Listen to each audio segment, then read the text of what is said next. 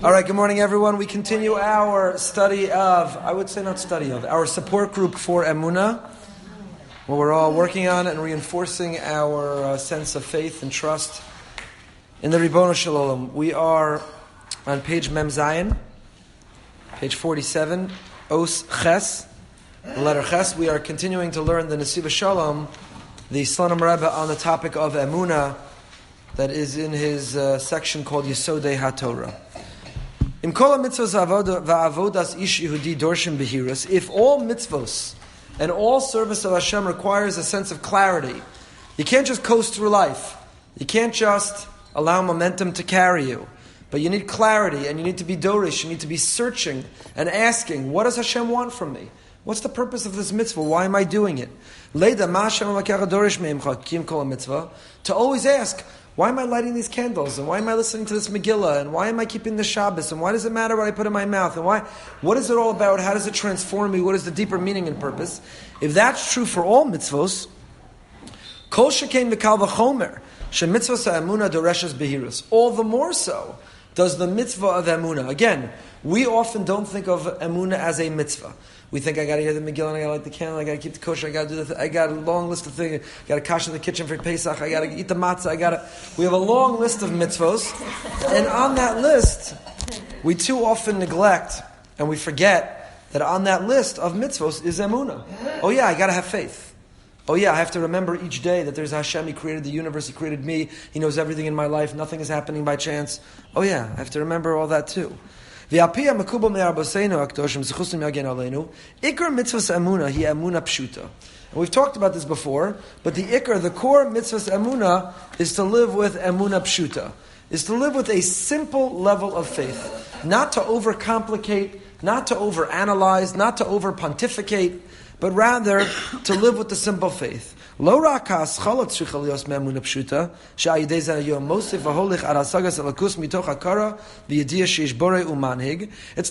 that the beginning, what should launch our life of faith is, you know what? If every book I read, I know there's an author. If every building I enter, I know there's an architect. If every painting I look at and admire, I know there's a painter, an artist. So this world I operate in, clearly it has a creator too. That's emunah pshuta. Don't overthink it. Just realize that there's a greater power, that there's a greater source, that the world has a greater meaning and purpose. That's how it all begins. Kol ikara v'tachlisa shel mitzvahs emunah hi ha'emunah pshuta below shum hasaga. Ma'amin mipnei shezeratzoni yisbarach sheyamin b'chol libo u'v'chol nafsho. Why should you believe? Because that's what the Almighty wants, for you to believe. So if you know there's a creator of the universe, if you know He's invested in your life, then believe because you know that that's what He asks of us. So the Slonim Rebbe is saying, not everybody agrees to this. I want it to be clear that this is a machlokas. It's not the universal opinion of everyone. But for the Slonim Rebbe and his tradition, he's saying that once you begin to pontificate and analyze and doubt and challenge, and then you're no longer doing emunah. Now you're studying Torah. Now you're engaging in some other process. Wonderful. It's not emunah. Emunah is that first inkling. It's that moment of acceptance. Emunah is that clarity that there is a God, there's meaning, there's order, there's purpose. And once you get beyond that initial sense of emunah, now you've moved beyond the mitzvah. As the Baal Shem Tov used to say,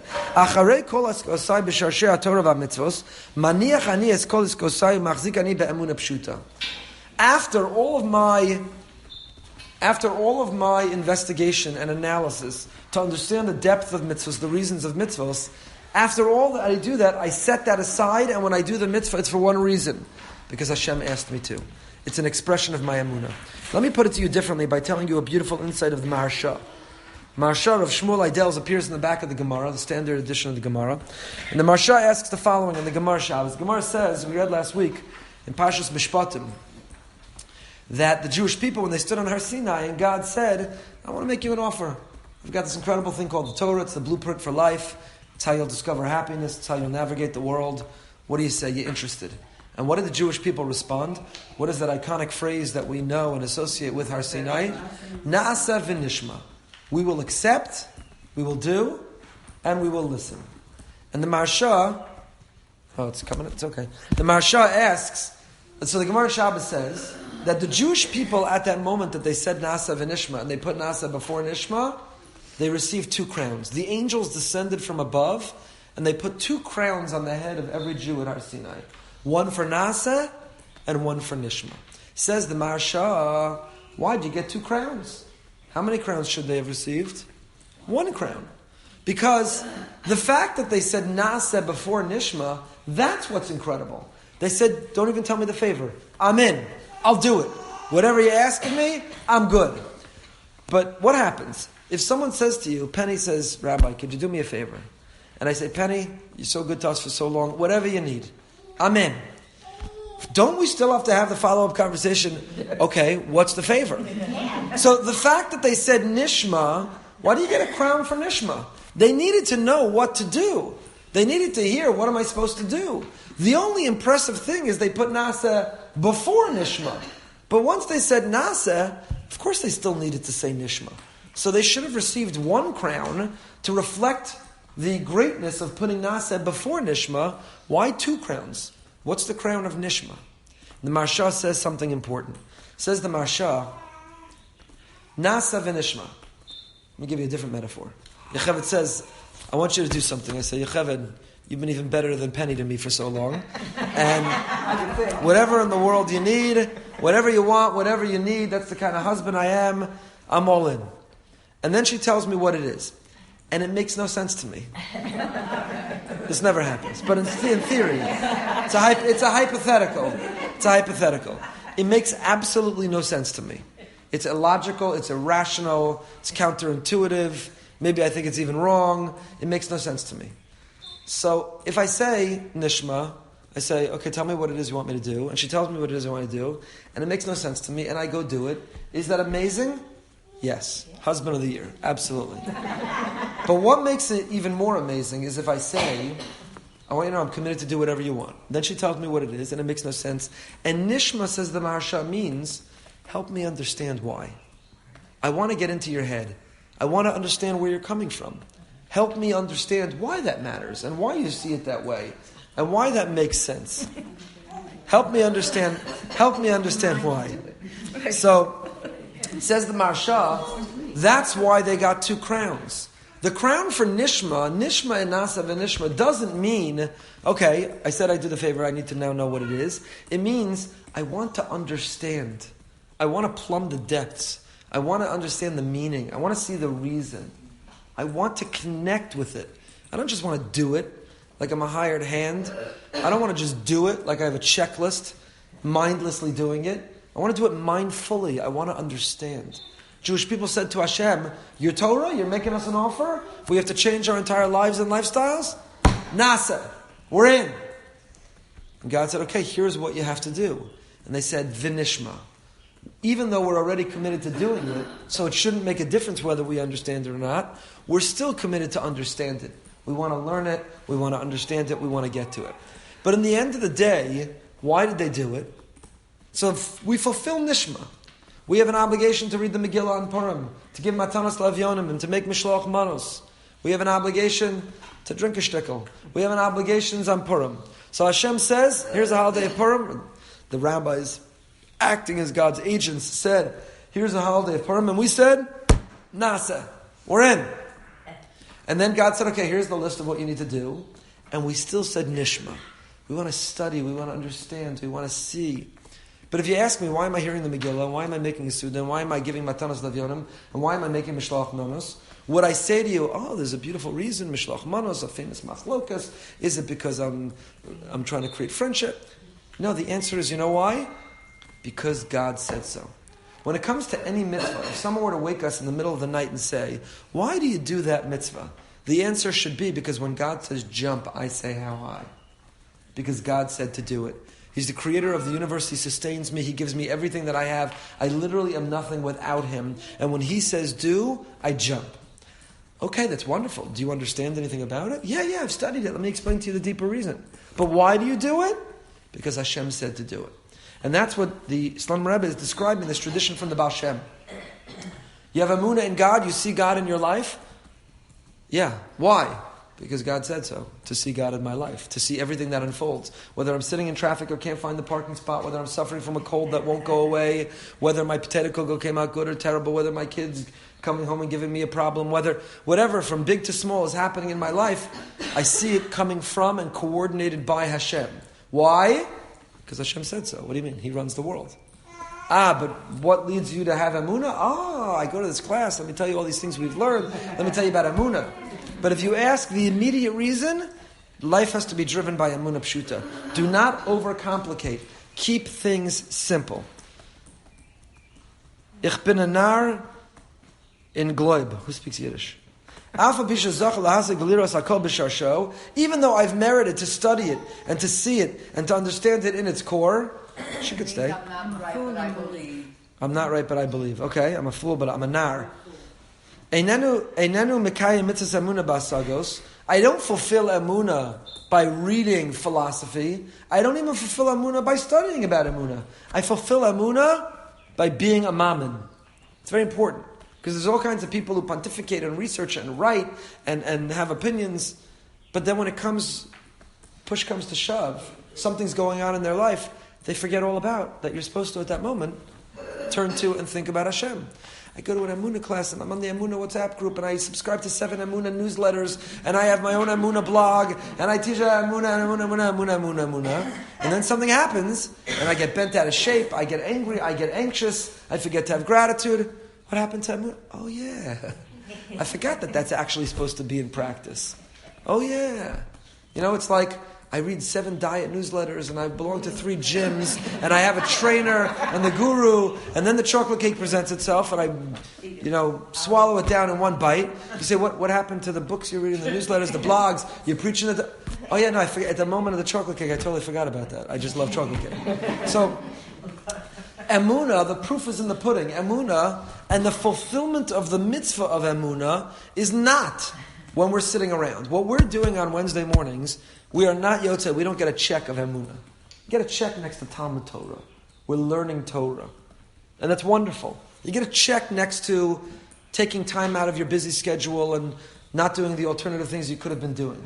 You get a check next to Avodas Hashem, working on yourself. But Emunah you don't get right now. You know when you get Emunah? If you go outside and somebody blocked you in and now you're going to be late. You get Emunah if the class is over, you look at your phone, you got a text that really bothers. You get Emunah when, not you're learning about it, but when it's time to put it into practice. Why is it that you don't fulfill Emunah in the moment that you're contemplating Emunah? Because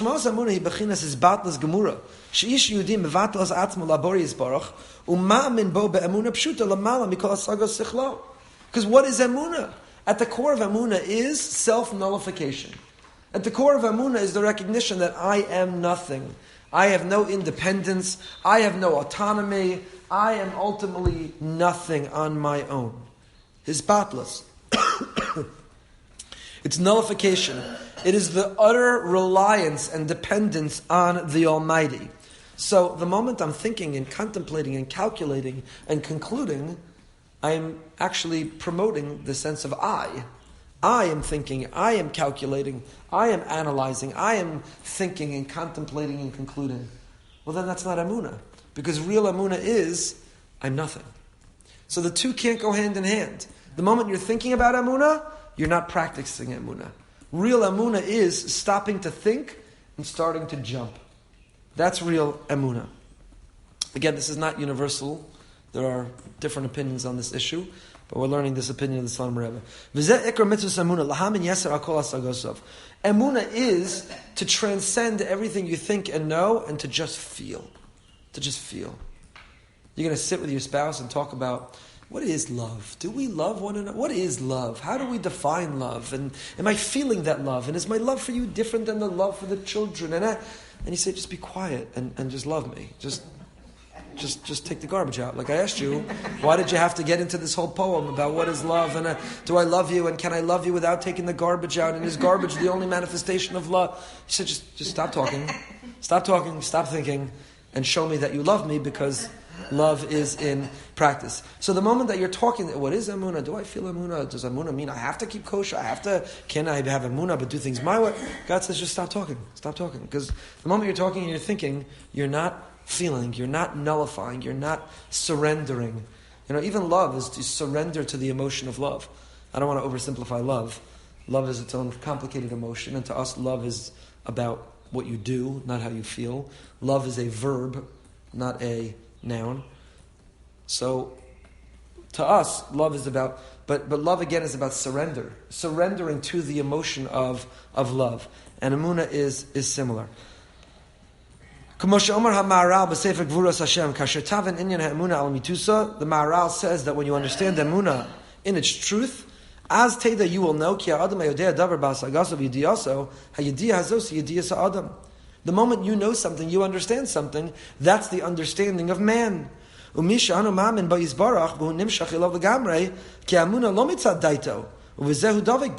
Emunah is the opposite of your understanding. It's despite not understanding, you take that leap of faith. It's despite it not making sense. It's despite it not being clear. The real test of emunah is not when everything makes sense and everything comes into a clear picture and everything is wonderful and hunky-dory and blessings are flowing. That's not the test of emunah. Test of emunah is when nothing makes sense and you lack clarity. Test of emunah is when you feel far away and distance and you don't feel close. That's when you have to fake it till you make it. That's when you have to practice the emunah nonetheless. Take that leap. That's when you have to live that way. Sefer HaChinuch has a famous insight. Sefer HaChinuch says, Achar ha'pa'ulos nimshach halavavos. Sefer HaChinuch says, and human psychology has only caught up with this insight now, 1,000 years later, less than 800 years later. Sefer HaChinuch says, Achar ha'pa'ulos, after the actions, nimshach halavavos, follow the heart. Meaning, our emotions are conditioned by the things that we do. Do, and then you'll feel. If you wait to feel, you'll often never do. But if you start doing, it'll make you feel a certain way. So based on this... Psychology. Exactly, positive psychology. But it's not only positive psychology in your thinking, it's more positive practices will lead to a positive attitude. What you do will impact how you feel. For example, there's a tremendous amount of research about volunteering. People who suffer from clinical depression, if you volunteer, the generosity of volunteering helps overcome depression. And I'm not simplifying, I don't mean to minimize clinical depression. It's a significant issue, and it's not as simple as, go volunteer at the soup kitchen and get out of your rut and stop being in this bad attitude. But whether it's non-clinical depression, just you're in a rut, or literally clinical depression, you could research this, you'll see that psychology now encourages you that if you volunteer, if you get outside of yourself, that you're achar ha'pa'ulos nimshach halavavos. Go volunteer, go do, and go give, and you will be transformed in the way that you feel. So that's what he's saying here. The Maharal is saying that even when you don't feel, you got to do. Even when you don't feel emunah, you got to live emunah. And by living emunah, you will come to feel emunah. So many people think, we are sophisticated, modern Orthodox Jews. We use big words like ontological and axiological, and Rabbi Soloveitchik, and we study C.S. Lewis and Kierkegaard and Kant, and therefore somebody who has emunah pshuta, that old babushka whose tehillim are worn out, even though she doesn't understand and can't translate one word in it, but she talks about Hashem and feels Hashem and Hashem. That's very superficial. I take philosophy classes and advanced philosophy classes and read philosophy books and study philosophy, and I have No. You're nothing. She's everything. To get to that level of emunah. So we often think, I have to study it till I'm compelled to live it. And it's the opposite. Live it and you'll be compelled to feel it. So every time you begin to feel yourself getting anxious, every time you begin to feel you're haunted by worry, every time you have a tinge of a desire for revenge, every time that you don't understand why what's happening is happening, and you're living with doubt and uncertainty, in all of those moments, and everything I described means that there's somebody who feels one of those every day. So in those moments is when we have to, like the exercise in the chocolate cake, we have to remember, it's time, the rubber's meeting the road. Take a deep breath. Think about everything we talk about and learn.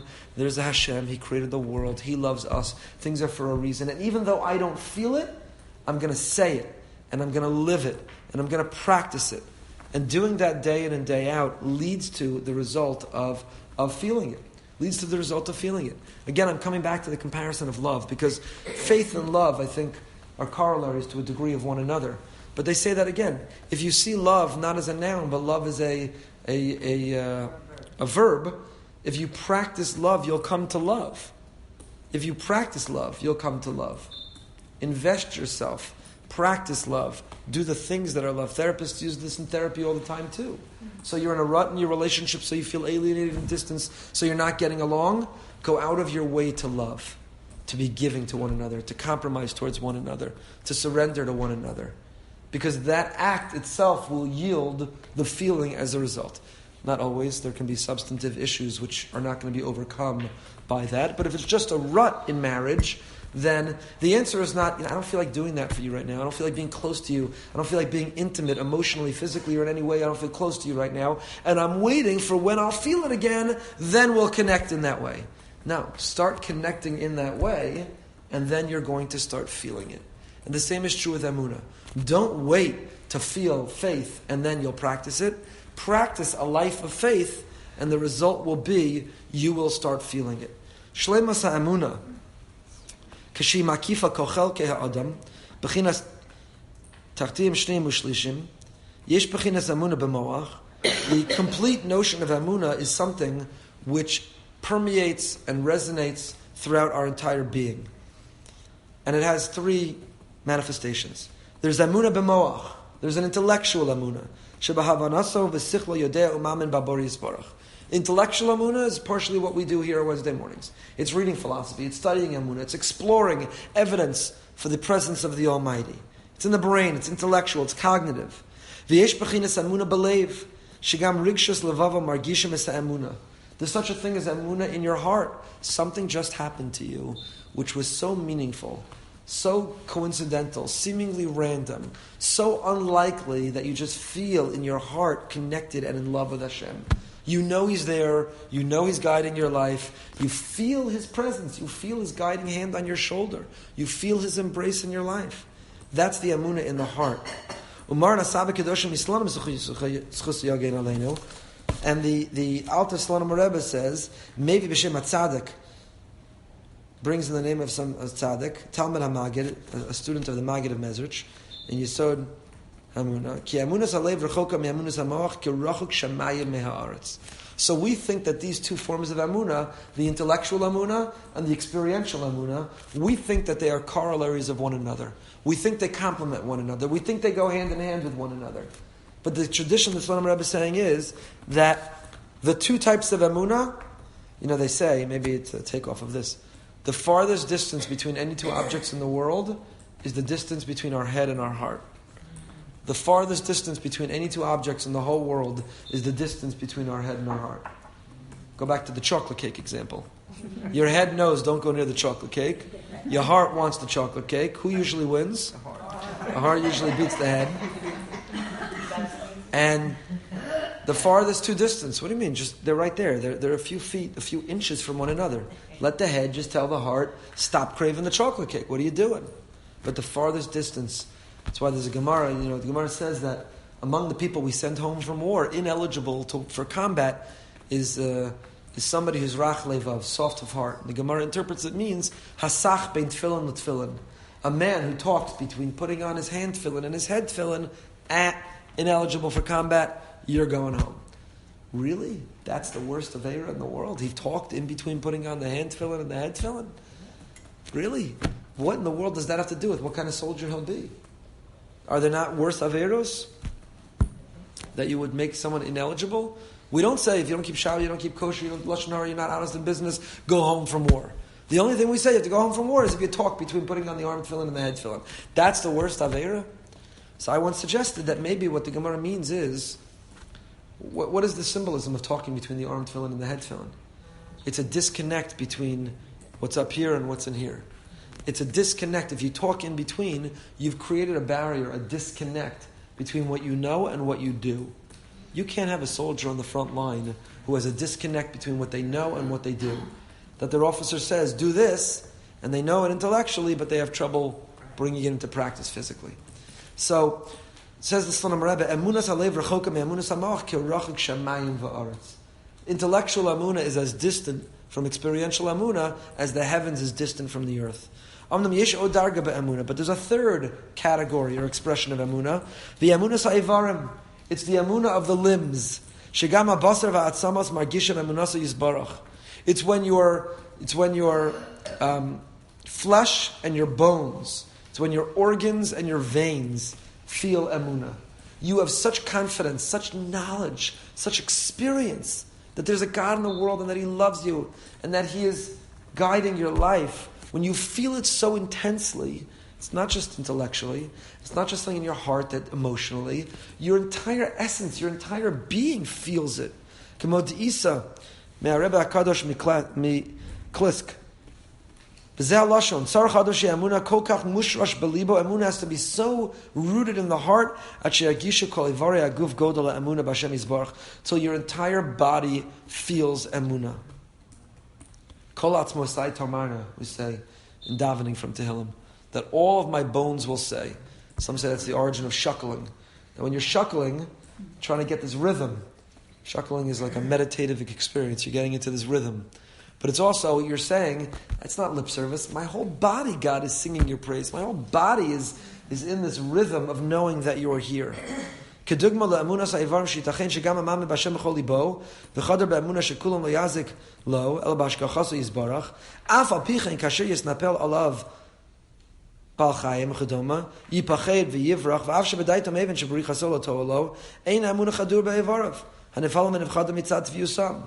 When you lack emunah in your being, in your body, you might be in a situation where intellectually you know that God will take care of it.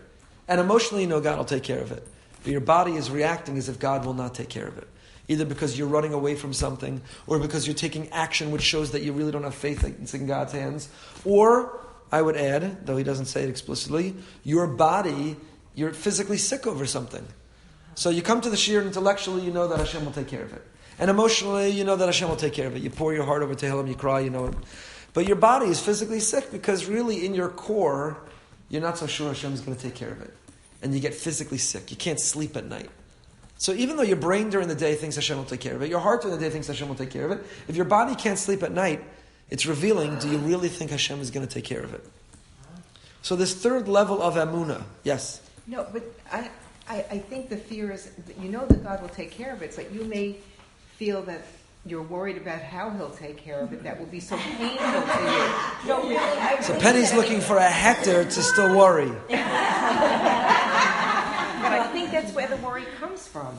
And I think everyone here has children in Jewish schools. We're all watching the newspaper and thinking with these threats and things, the way the world has changed. Newspaper, how about our driveways? But right, yeah. Right. But you're right to a certain degree. But it's an excuse. You'll excuse me. No, that's because fine. the height of Emunah, which I'm not suggesting is easy or it's easily accessible. Yes. But the Emunah that we're striving to live is such that we say, you know what? I'm not worried about how Hashem will take care of it. He's my father. Does the child say, I'm worried how my father's going to take care of it? You're in the car, you're on your way somewhere. Does the child say, well, what if we're going to a place I'm not going to enjoy? What if we're going to, what if this is not good for me? What if we're going to do hard labor and it's going to be so hard on me? What if we're going to be whatever? Child's like, my dad's driving the car. Wherever we go, it's going to be great. But what about that's hard. of doing something for helping yourself? Oh, no, so that's different. Our initiative and the effort that we have to take, and if I'm worried, will I do a good job on my initiative? That's a worthy worry. But when we've done all that we can, right? Anything that's in our control, anything that's a result of our initiative, we need to do, and we should worry whether we'll do it well, because that motivates us to do it well.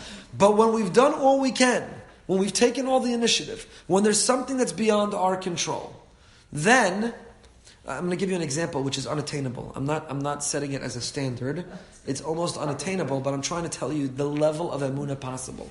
Somebody has a lump, somebody has a concern, they go for a biopsy. It takes 3 or 4 days, which is the greatest form of torture in the universe, until they get the results.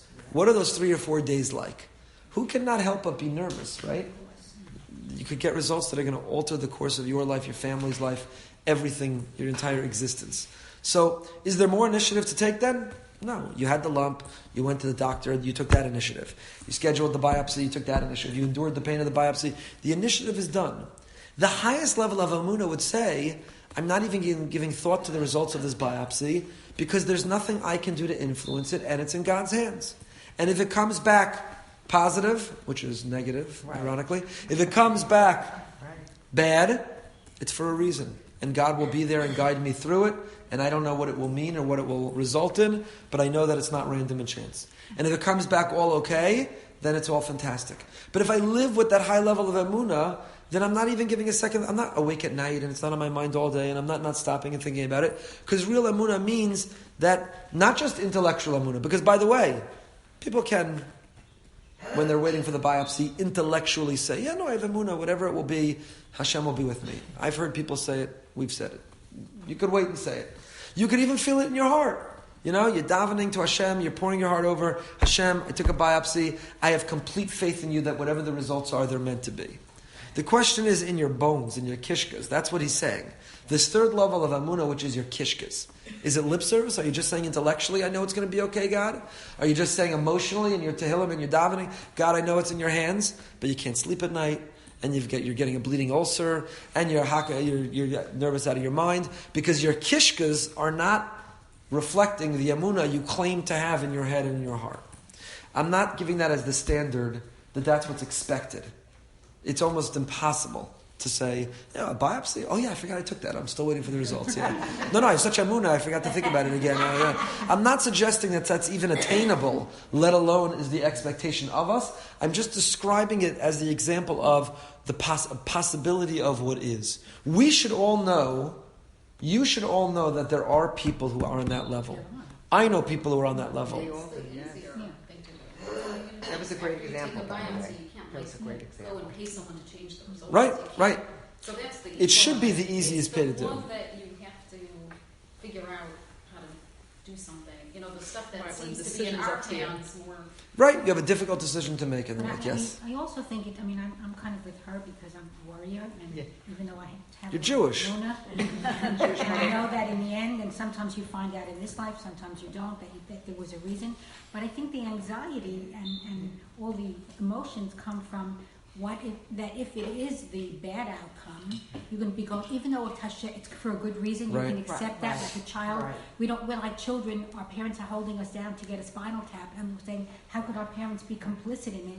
But we know, as adults, we know that that the parents meant well. You can still be very anxious about all the pain or the loss or what you're going to experience. Good, but anxiety is anticipation is different than worry.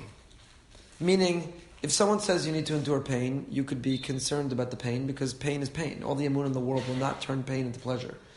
So, but are you worried about just the pain, or are you worried in anticipation because you're worried, what will this mean, how will this result, why is this happening? So I agree with you, there's a nuance within, but I'm describing that more as anticipation than I am describing it as worry. Okay. If you know you have to go get a procedure, if you know you have to undergo a painful procedure, worry means I'm worried what the results will be and the consequences and what it will mean and why it's happening. Anticipation is, I know that I have pain scheduled at 10 a.m. tomorrow, and I'm anticipating that pain. It's the pain of anticipating the pain. Let's just finish up this paragraph. In the tefillah of Ribon Kol Ha'olamim, I don't know if everyone says it, it's a Hasidic practice, in between Shalom Aleichem and Eshes Chayil and making Kiddush, there's a beautiful tefillah on Friday night, which talks about transforming the home from the mundane to the holy, from the weekday to Shabbos. It's a beautiful, beautiful tefillah. So, Ribon Kol Olamim. In that tefillah, the word Vayechulu appears 3 times.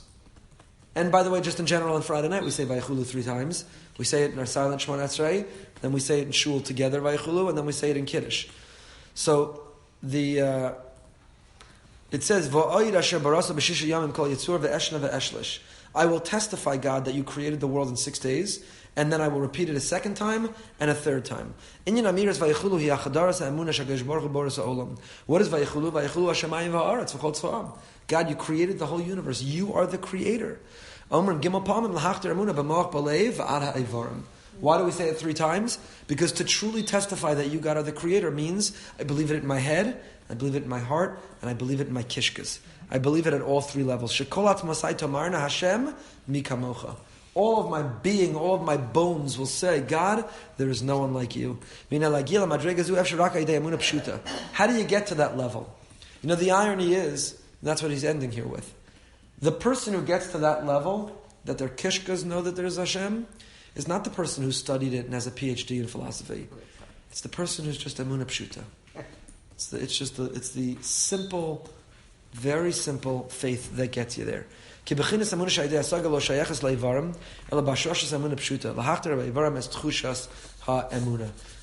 to quote my friend Steve Berg once wrote an article where he talked about the fact that he says today's high school, day school, Jewishly educated young ladies, they can sit with Tehillim and they know what the Metzudas Dav and the Metzudas Tzion and Rashi and the Ibn Ezra, they could tell you what all the commentaries say on every pasuk and all of Tehillim.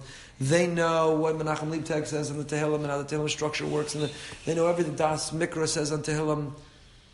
Our grandmothers couldn't translate one word of Tehillim.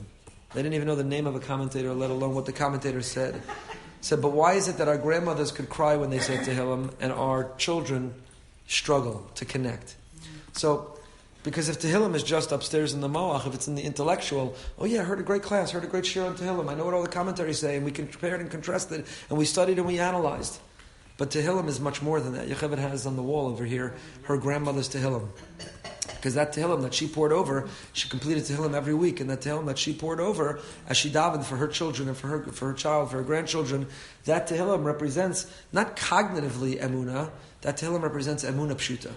You're sitting there, you know what it takes to say words for a significant amount of time every day that you have no idea what you're saying?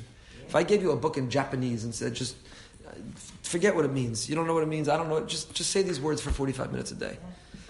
You'd go out of your mind. If I said, do it because you care about your grandchildren, you want them to stay on the path, you want to have nachas from them. It's a tremendous mesiras nefesh to do. And I'm not saying, by the way, that we should stop learning and understanding what it means, because somehow that's undermining. I'm just saying that we shouldn't confuse sophisticated emunah with emunah pshuta. We shouldn't confuse sophisticated learning with the simple leap of faith to say, I know this Hashem, I have people I daven for, including myself. God, I'm taking the leap, I'm jumping out, I'm holding on to you. All right, Hashem, we'll pick it up next week. Yes.